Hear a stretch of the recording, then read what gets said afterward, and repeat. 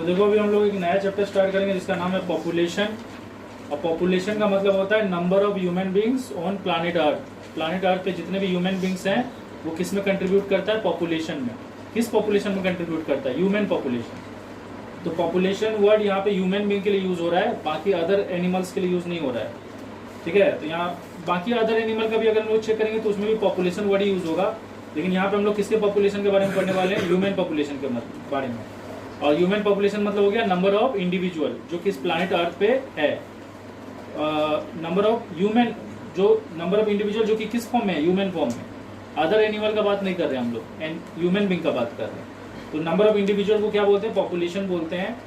और यहाँ पे पॉपुलेशन बढ़ने का कारण क्या क्या है उसके बारे में हम लोग डिस्कस करेंगे। सबसे पहला मेन टॉपिक है कि पॉपुलेशन बढ़ने का कारण क्या क्या है। तो देखो पहले के टाइम में जो लोगों का हेल्थ रहता था ना, पहले के टाइम में जो हेल्थ केयर था, फैसिलिटी, वो उतना अच्छा नहीं था।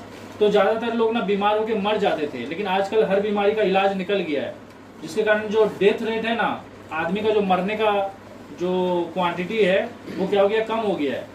जिसके कारण क्या हो रहा है? पॉपुलेशन राइज होता है। तो पॉपुलेशन राइज होने का पहला कारण क्या है? Better health care. मतलब अभी क्या हो गया? ज़्यादा से ज़्यादा हेल्थ सेंटर बन गया, हॉस्पिटल बन गया है। तो कोई भी बीमार होता है तो क्या होता है? उसका उपचार हो जाता है, उसका इलाज हो जाता है। आज हर बीमारी का लगभग मेडिसिन अवेलेबल है, कुछ कुछ एक्सेप्शन छोड़ के। उसके अलावा है पहले के टाइम में ना लोगों को शिकार करने के लिए जाना पड़ता था। जो लोग पहले अर्ली ह्यूमन्स लोग थे उन लोगों को शिकार करने जंगल में जाता था। किसी किसी दिन शिकार मिलता भी था, किसी किसी दिन शिकार नहीं मिलता था। तो खाना के कमी से भी लोग मर जाते थे पहले के टाइम में। लेकिन आज के टाइम में क्या है? हम लोग खेती बाड़ी करने लगे हैं और फूड जो है ना वो सफिशिएंट अवेलेबल है पॉपुलेशन का नीड को फुलफिल करने के लिए। इसीलिए आज के टाइम में कोई भूख से नहीं मरता है। तो ये भी एक कारण है पॉपुलेशन बढ़ने का। इम्प्रूव्ड न्यूट्रिशन, खाना का जो क्वालिटी हो गया है वो भी क्या हो गया है? टाइम टू टाइम इम्प्रूव हुआ है। आजकल हम लोग बैलेंस डाइट खाते हैं। पहले क्या था? जो अर्ली ह्यूमन्स थे वो लोग डायरेक्टली एनिमल को मारते होंगे तो ज़्यादातर उनको प्रोटीन मिलता होगा, पर अदर वाइटल न्यूट्रिएंट्स नहीं मिलता होगा। लेकिन आजकल हम लोग हर चीज़ मिला के खाते हैं। मतलब हम लोग ऐसा खाना खाते हैं जिसमें कार्बोहाइड्रेट्स भी होता है, फैट्स, प्रोटीन, विटामिन, मिनरल्स, सब कुछ होता है। तो इसके कारण क्या हो गया? हमारा हेल्थ और इम्प्रूव हो गया है, पहले से हम लोग और एफिशिएंट हो गए हैं। और आजकल अलग अलग बीमारी के लिए हमारी बॉडी में वैक्सीनेशन भी इंजेक्ट किया जाता है। वैक्सीनेशन में क्या किया जाता है? डेड जर्म्स या वीक जर्म्स को हमारे बॉडी में डाला जाता है ताकि हमारा बॉडी उसके खिलाफ एंटीबॉडीज प्रोड्यूस कर सके। तो हमारा बॉडी जो एंटीबॉडीज प्रोड्यूस करता है उसी को क्या बोलते हैं? इम्यूनाइजेशन। हमारा बॉडी जो एंटीबॉडीज प्रोड्यूस करता है उसी को क्या बोलते हैं? इम्यूनाइजेशन। ठीक है, तो आजकल अलग अलग डिजीज के लिए हमारा बॉडी क्या करता है? एंटीबॉडीज डेवलप करता है थ्रू वैक्सीनेशन। मतलब अलग अलग डिजीज के लिए वैक्सीनेशन अवेलेबल है मार्केट में। तो ये भी एक कारण है कि सीधा सा बात है, वैक्सीनेशन अगर अवेलेबल है, इलाज अगर अवेलेबल है, डेथ कम होगा तो पॉपुलेशन क्या होगा? बढ़ेगा।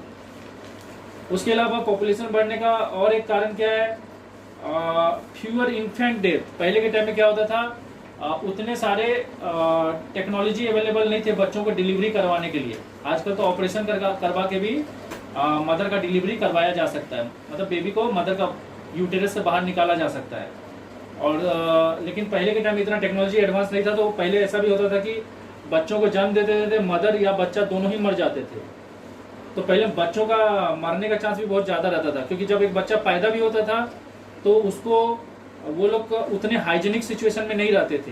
तो बच्चा को बहुत सारा बीमारी हो जाता था और बच्चा मर जाता था, क्योंकि बच्चा का इम्यून सिस्टम उतना स्ट्रॉन्ग नहीं होता है। लेकिन आजकल हम लोग बहुत साफ सुथरा और हाइजीनिक कंडीशन में रहते हैं, तो बच्चा का मरने का चांसेस भी क्या हो रहा है? कम हो जा रहा है। और यही बच्चे कल जाके पॉपुलेशन में कंट्रीब्यूट करेंगे। नंबर ऑफ इंडिविजुअल जो ह्यूमन इंडिविजुअल जो प्लानिट अर्थ पे उनको बढ़ाएंगे। तो इसके कारण भी पॉपुलेशन बढ़ता है। पॉपुलेशन ट्रेडिशनल बिलीफ के कारण भी बढ़ता है कि बहुत सारे लोग क्या मानते हैं, उनका सोच है कि बच्चा जो है भगवान का दिया हुआ एक तोहफा है, गिफ्ट है। तो जितना ज़्यादा बच्चा करोगे भगवान उतना खुश होंगे। भगवान चाहते हैं कि आप आबादी को बढ़ाओ। ठीक है, तो ये भी बहुत जन का सोच है। लेकिन ये नहीं सोचता है कि ज़्यादा बच्चा होगा तो फिर वो बच्चा को हम खिलाएंगे पिलाएंगे कैसे? अरे वो बच्चा पैदा होते देरी तो आपका मदद नहीं करने लगेगा ना, पहले पाल पोस के तो बड़ा करना पड़ेगा। पता चला मेरा इनकम 1 रुपया है और खाने वाला बच्चा का क्वांटिटी 10 रुपया के बराबर है। तो ये सब चीज़ भी है। और ये सब चीज़ का कहीं ना कहीं डायरेक्ट रिलेशन है इलिटरेसी से। मतलब वो सब मतलब ज़्यादातर लोग जो पढ़े लिखे नहीं हैं उनका ऐसा सोच रहता है। दूसरा इकोनॉमिक रीजन, बहुत पेरेंट्स ऐसे भी सोचते हैं ज़्यादा बच्चा होगा तो ज़्यादा इनकम आएगा घर में। सोच लो मेरा 5 बेटा है तो 5 बेटा कमा के मेरे को खिलाएगा। तो लेकिन ऐसा नहीं होता है।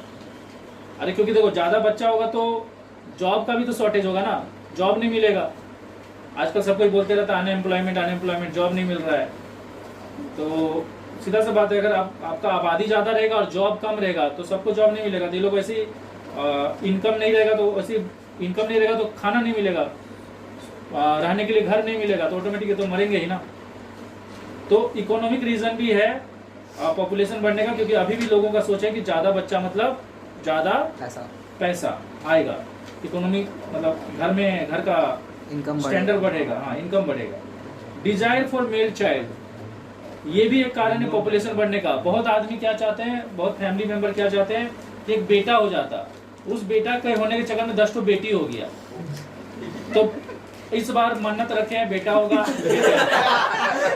अगला बार फिर एक मन्नत, फिर बेटी, ऐसे मन्नत रखते हैं। लास्ट में बेटा होता है मन्नत नाम का। तो अब वो बेटा का पढ़ाई लिखाई ठीक से नहीं हो पाएगा, क्योंकि आप बेटी को पढ़ाना लिखाना भी है। मैं बेटी के खिलाफ नहीं बोल रहा हूँ, लेकिन मैं ये बोल रहा हूँ कि बेटा के चक्कर में, अरे एक बेटी हो गया तो बेटी के साथ भी खुश हो जाओ। आजकल तो बेटा लोग माँ बाप को पीटता है उल्टा, ठीक है, बल्कि बेटी लोग ही अच्छा होता है आजकल, ठीक है। तो दोनों ही अच्छा है, आज के टाइम में दोनों ही अच्छा है, ठीक है।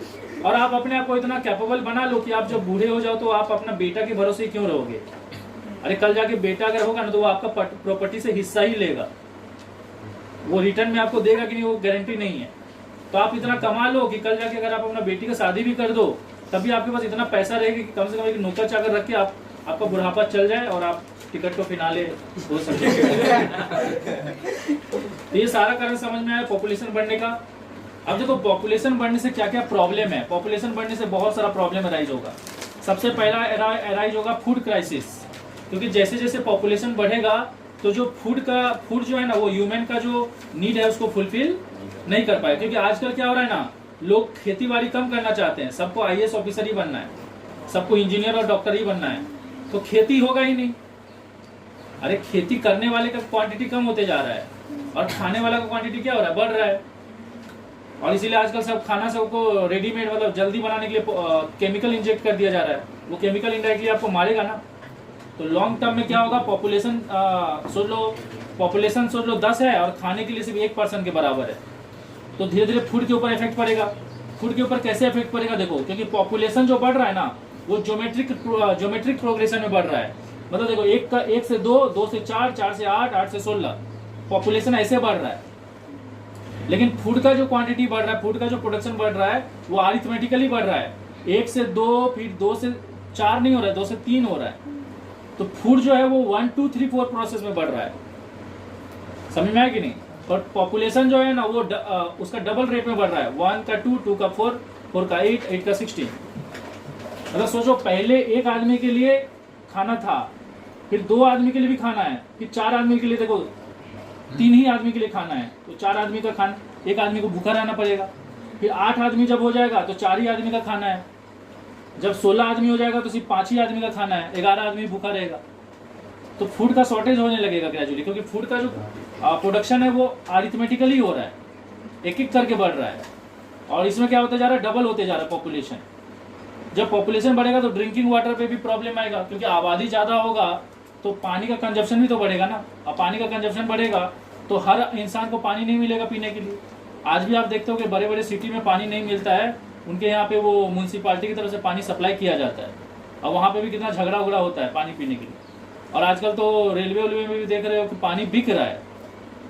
तो सोच लो पानी बिकने का नौबत आ गया है। 5 रुपये, 10, 20 रुपये, 25 रुपये बोतल मिल रहा है कि नहीं। तो आने वाला फ्यूचर में और इससे भी ज़्यादा क्राइसिस आएगा। तीसरा फैक्टर है लैंड। जैसे जैसे पॉपुलेशन बढ़ेगा आपको हर जगह सिर्फ घर ही दिखेगा, और जैसे ही हर जगह घर दिखेगा तो खेती करने के लिए भी तो ज़मीन चाहिए ना। तो अगर आप हर जगह घर बना लोगे तो खेती करने के लिए ज़मीन कहाँ से आएगा, फॉरेस्ट को काटोगे।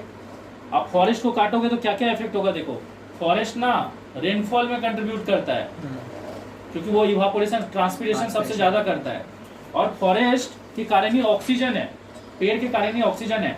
तो पेड़ कट जाएगा तो ऑक्सीजन का क्वांटिटी भी कम हो जाएगा, और वाटर वेपर जो आसमान में जा रहा है, जो कि बारिश होकर गिरता है, वो भी कम हो जाएगा। तो धीरे धीरे फॉरेस्ट काटने से आपको ऑक्सीजन की कमी से भी मरेगा आदमी, और आपका ड्रिंकिंग वाटर भी अवेलेबल नहीं रहेगा, क्योंकि रेन वाटर एक सोर्स है ड्रिंकिंग वाटर का। अरे समुद्र का पानी खरा होता है, उसको सनलाइट क्या करता है, इवापोरेट करके जब बारिश करके गिराता है तो वो ग्राउंड वाटर बनता है। वो पानी मीठा होता है, मतलब उसमें बहुत सारा मिनरल्स ऐड होता है। तो खरा पानी को, जो नमकीन पानी है समुद्र का, उसको नॉर्मल पानी कौन बना रहा है? ये इवापोरेशन बना रहा है, और इवापोरेशन सबसे ज्यादा कौन करता है? फॉरेस्ट। तो ये सारा चीज इफेक्टेड होगा कहीं ना कहीं। अब फॉरेस्ट इफेक्टेड होगा तो उसके अंदर के जो ऑर्गेनिज्म है, वाइल्ड लाइफ है, वो लोग भी इफेक्टेड होगा। रिसोर्सेज का बात करूं तो देखो, रिसोर्सेज दो टाइप का होता है। जो रिसोर्सेज मतलब जो चीज हम लोग अपना डे टू डे लाइफ में यूज करते हैं। तो रिसोर्सेज दो टाइप का होता है, एक होता है रिन्यूएबल रिसोर्स और एक होता है non renewable resource. Renewable resource वो रिसोर्स है जो कि नॉन एग्जॉस्टिबल है, मतलब वो लंबे टाइम में खत्म नहीं होगा। जैसे सनलाइट जो है ना, वो अभी भी बहुत मिलियंस ऑफ ईयर तक रहेगा। हवा जो है वो भी मिलियंस ऑफ ईयर तक रहेगा, पानी भी जो है मिलियंस ऑफ ईयर रहेगा। तो ये सब रिन्यूएबल रिसोर्स है। समझ में आया कि नहीं? तो कुछ नॉन रिन्यूएबल रिसोर्स भी होते हैं जो कि बहुत कम टाइम में खत्म हो जाएगा। अभी आप लोग सुन भी रहे होंगे कि तेल का दाम बढ़ रहा है। तेल का दाम क्यों बढ़ रहा है? क्योंकि धीरे धीरे तेल का जो सप्लाई कम हो रहा है, तो तेल का दाम बढ़ रहा है। तो जो जितने भी फॉसिल फ्यूल है ना, वो सब नॉन रिन्यूएबल रिसोर्स है, मतलब एग्जॉस्टिबल है, मतलब बहुत जल्दी खत्म हो जाएंगे। तो इसीलिए ये रिसोर्स को बचाना भी बहुत जरूरी है। क्यों बहुत जरूरी है? क्योंकि देखो, सारा रिसोर्स को अगर हम लोग कंज्यूम कर लेंगे तो हमारा जो नेक्स्ट जनरेशन आएगा उनको ये रिसोर्सेज मिलेगा नहीं। तो इनडायरेक्टली हम लोग अपने फ्यूचर जनरेशन को खतरा में डाल रहे हैं। इसलिए रिसोर्सेज का जो यूटिलाइजेशन है ना, किस तरह से करना चाहिए? रिसोर्सेज का यूटिलाइजेशन करना चाहिए सस्टेनेबल डेवलपमेंट में के वे में। अब ये सस्टेनेबल डेवलपमेंट का मतलब क्या होता है कि आपको रिसोर्सेज को इस तरह से यूज करना है कि प्रेजेंट का नीड भी फुलफिल हो और आने वाला फ्यूचर का भी नीड फुलफिल हो। इसको बोलते हैं सस्टेनेबल डेवलपमेंट। ठीक है? तो सस्टेनेबल डेवलपमेंट का मतलब होता है the resources should be utilised in such a way that the need of present as well as future can be fulfilled. समझ में आया कि नहीं? तो अगर पॉपुलेशन बढ़ेगा तो डायरेक्ट इफेक्ट किसके ऊपर पड़ेगा? रिसोर्सेज, क्योंकि ये सभी रिसोर्सेज ही हैं। वाटर भी एक रिसोर्स है, वाटर फिलहाल रिन्यूएबल है। फूड भी अभी रिन्यूएबल में ही आ रहा है, लैंड भी उसी में आ रहा है। लेकिन एक ऐसा टाइम भी आएगा जब ये लोग नॉन रिन्यूएबल होने लगेंगे, क्योंकि पॉपुलेशन इतना बढ़ जाएगा कि जमीन ही रह जाएगा। अब देखो, पॉपुलेशन को चेक करने के लिए बहुत सारा टर्म्स को यूज किया जाता है। उस टर्म्स को क्या बोलते हैं? उस टर्म्स को बोलते हैं उस टर्म्स को स्टैटिस्टिकल टर्म बोलते हैं, जिसको बोलते हैं डेमोग्राफी। मतलब डेमोग्राफी का मतलब होता है पॉपुलेशन को कैसे स्टडी किया जाता है। डेमोग्राफी का मतलब होता है study of human population. Human population को के बारे में जानने को ही क्या बोलते हैं? डेमोग्राफी। और स्टैटिस्टिकल जानते हैं, स्टैटिस्टिक का मतलब होता है नंबर्स। तो जब हम लोग पॉपुलेशन को गणना करते मतलब क्या? गिनते हैं, तो उसी को क्या बोलते हैं? डेमोग्राफी। अब पॉपुलेशन को दो आधार पे गिना जाता है। वो दो आधार क्या क्या है? सबसे पहला आधार है, पॉपुलेशन को ना तीन आधार पे गिना जाता है। वो तीन आधार क्या क्या है? पॉपुलेशन डेंसिटी, बर्थ रेट और डेथ रेट।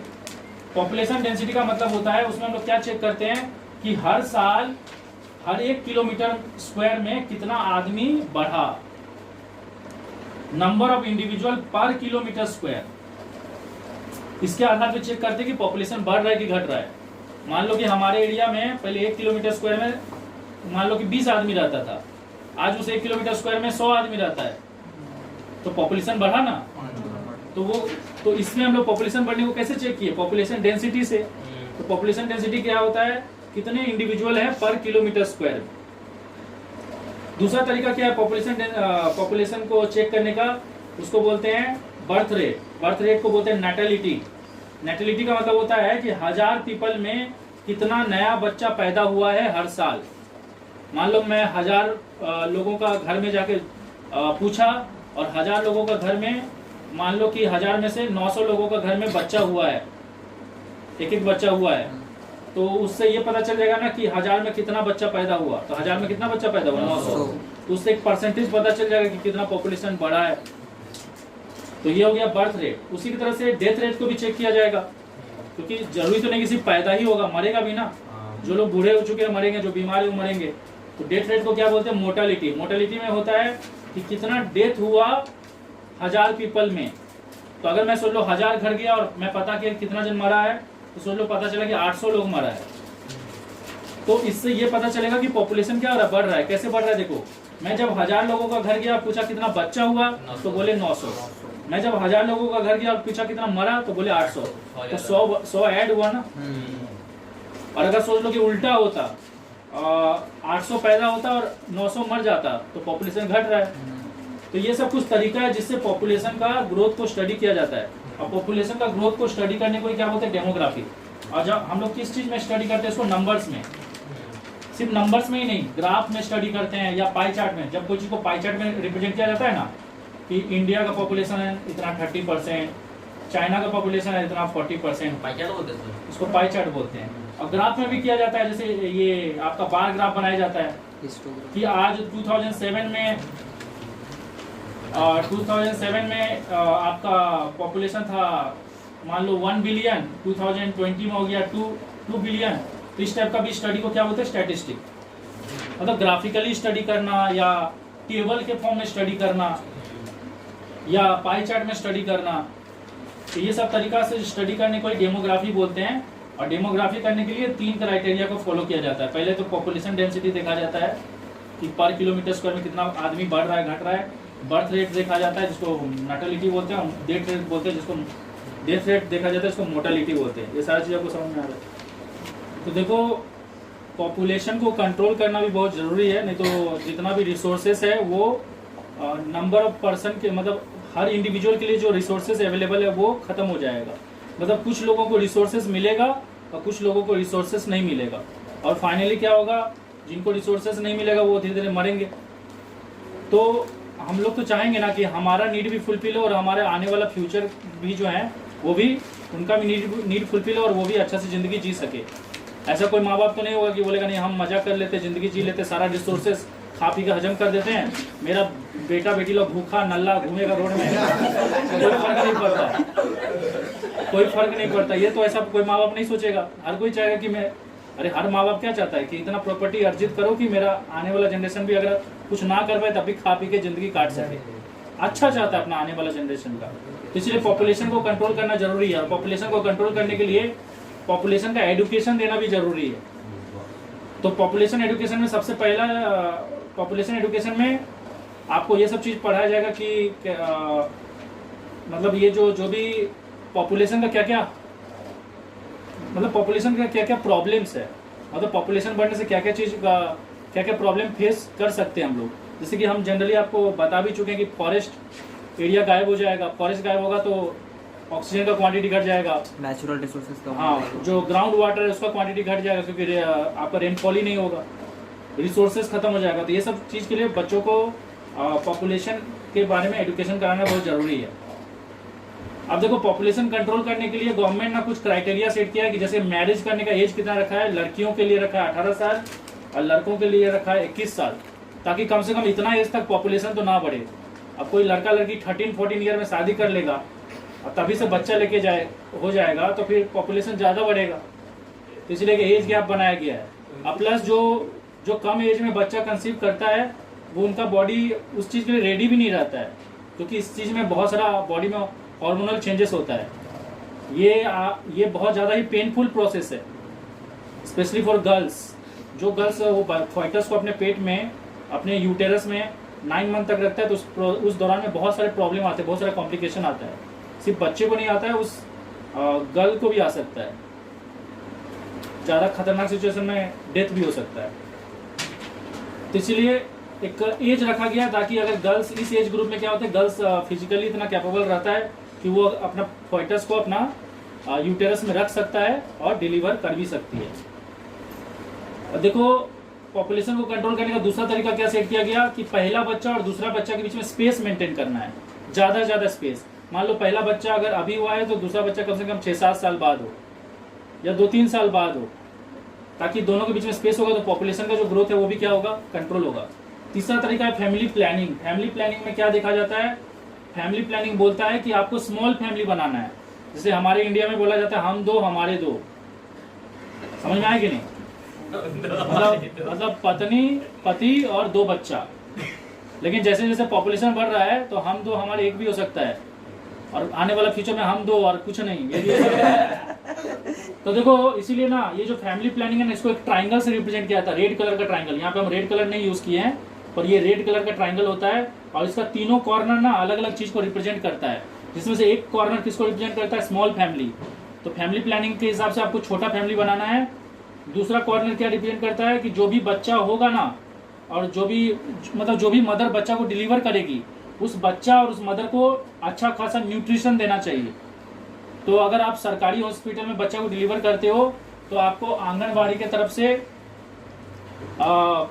बिफोर डिलीवरी भी और आफ्टर डिलीवरी भी बच्चा के लिए और मदर के लिए ना कुछ न्यूट्रिशनल चीज सब प्रोवाइड किया जाता है। यहाँ तक कि दवा सब भी फ्री में प्रोवाइड किया जाता है।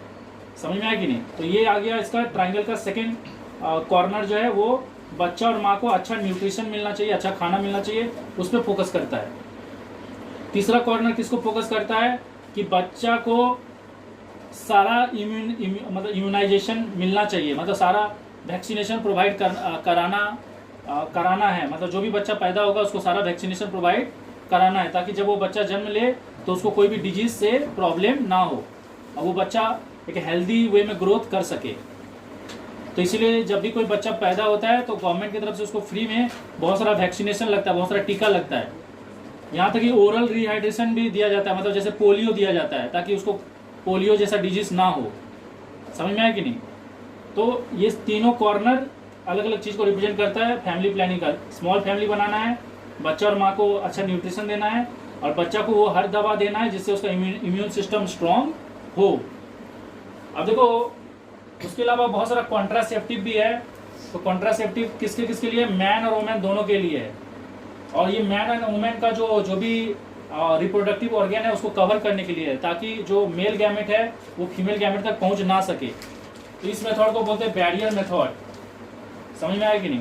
तो जैसे कि यहाँ पे डायफ्राग्राम जो है ये फीमेल के लिए है, ये एक लैटेक्स से बना हुआ कवरिंग है जो कि फीमेल के लिए है, ताकि वो जो भी स्पर्म रिलीज हो वो फीमेल का एक तक पहुंच ना पाए। दूसरा है निरोध, ये है मेल के लिए। तो दोनों ही लैटेक्स से बना हुआ है और दोनों ही मेल का और फीमेल का रिप्रोडक्टिव ऑर्गन को कवर करता है, ताकि जो आपका मेल गैमेट है वो फीमेल गैमेट तक क्या हो सके, पहुंच ना सके। उसके बाद दूसरा तरीका क्या है? दूसरा तरीका है इंट्रा यूटेरिन डिवाइस, जिसको बोलते हैं कॉपर टी। इस मेथड में क्या होता है, एक टी शेप कॉपर का बना हुआ मतलब कुछ ऐसा टी टाइप का रहता है, टी टाइप का एक डिवाइस होता है कॉपर का बना हुआ, उसको ना यूटेरस में फिट कर दिया जाता है। तो ये जो भी डिवाइस है ना, ये आपका ये फर्टिलाइजेशन को नहीं रोकेगा, फर्टिलाइजेशन होने देगा।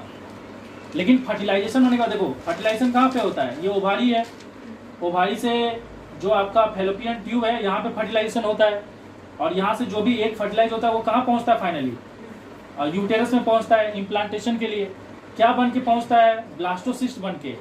तो ये जो कॉपर टी है ना, ये फर्टिलाइजेशन को तो नहीं रोकेगा, मतलब मेल और फीमेल गैमेट को मिलने देगा, मतलब फर्टिलाइजेशन तो होगा, लेकिन उसके बाद जब वो ब्लास्टोसिस्ट बन के यहाँ पे इम्प्लांट होने आएगा ना, तो उसको इम्प्लांट होने नहीं देता है। समझ में आया कि नहीं? मतलब उस रीजन को कवर कर देता है ताकि इम्प्लांट ना हो। मतलब ये जो कॉपर टी होता है ना, इस रीजन को ही ब्लॉक कर देता है, जिसके कारण ब्लास्टोसिस्ट ये यूटेरस तक पहुंच ही नहीं पाता है, तो इम्प्लांटेशन नहीं होगा।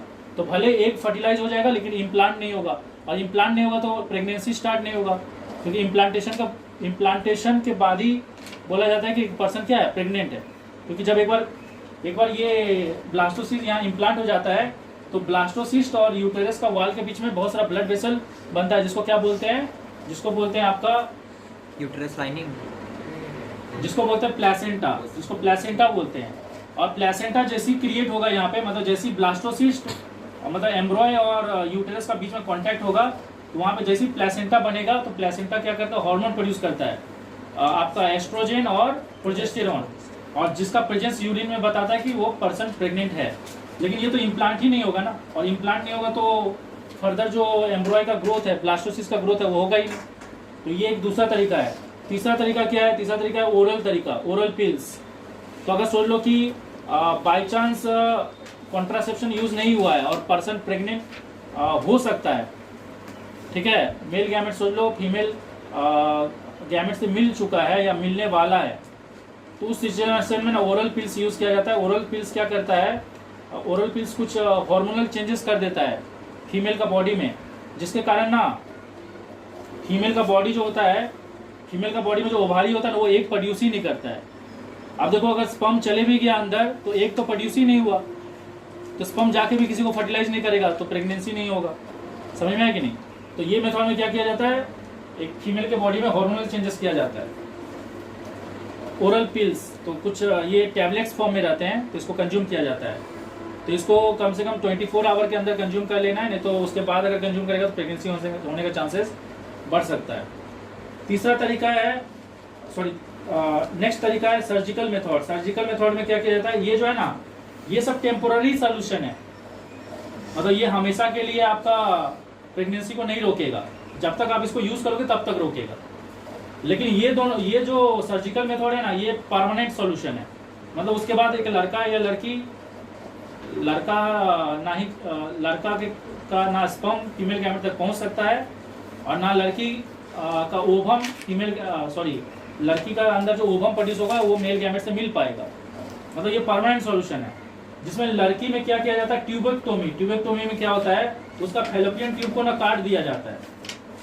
तो देखो ये जो ओवारी है ना, इसके बाद फैलोपियन ट्यूब है, तो इसको यहाँ से काट दिया जाएगा और काटने के बाद ना इसको नायलॉन थ्रेड से ना बांध दिया जाता है, जिसके कारण ना एक यहाँ तक आके अटक जाएगा, आगे जा ही नहीं पाएगा, और जो भी स्पर्म आएगा वो भी इसके पास पहुंच नहीं पाएगा।